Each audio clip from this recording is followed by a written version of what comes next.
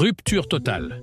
Kagame lâche Kabila, les États-Unis traquent Nangaa, son bras droit abattu par les RDF aujourd'hui, nous assistons à un véritable tremblement de terre géopolitique en Afrique centrale.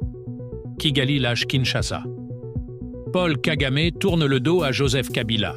Corneille Nangaa, ancien président de la Commission électorale nationale indépendante, désormais chef d'un mouvement rebelle, est en cavale.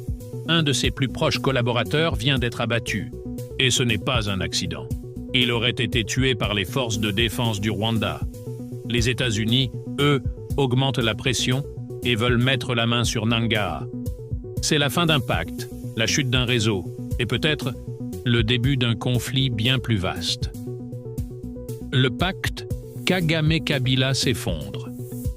Pendant des années, Paul Kagame et Joseph Kabila ont entretenu des liens secrets mais stratégiques. Une alliance née dans l'ombre, alimentée par des intérêts communs. Le contrôle de l'Est du Congo, l'exploitation des ressources minières et un réseau de pouvoir partagé entre Kigali et Kinshasa. Mais depuis la réélection de Félix Tshisekedi, avec cette fois le soutien affirmé de Washington, la donne a changé. Kagame se repositionne. En privé, il critique de plus en plus ouvertement l'instabilité de Kabila, son isolement croissant et la brutalité de ses hommes sur le terrain. Autrement dit, Kagame veut tourner la page.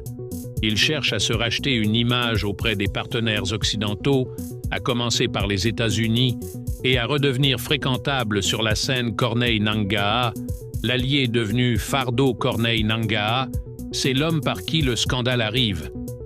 Ancien président de la Commission électorale nationale indépendante, il est soupçonné d'avoir favorisé l'élection de Félix Tshisekedi en 2018, tout en continuant de protéger les intérêts de Joseph Kabila.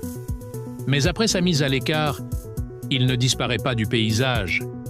En 2024, il refait surface à la tête d'un groupe armé baptisé Alliance Fleuve Congo. Un mouvement rebelle qui prétend vouloir libérer le pays, mais qui est perçu comme une force supplétive au service du Rwanda et des anciens réseaux de Kabila. Le projet est clair. Déstabiliser Tshisekedi, reprendre le contrôle de l'Est et réinstaller un pouvoir favorable à leurs intérêts. Le choc, l'assassinat d'un proche de Nangaa. Le choc est survenu il y a quelques heures à peine. Jacques M., bras droit de Corneille Nangaa, a été tué dans la région de Beni.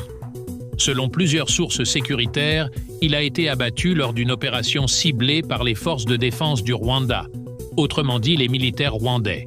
Jacques M. était l'un des hommes clés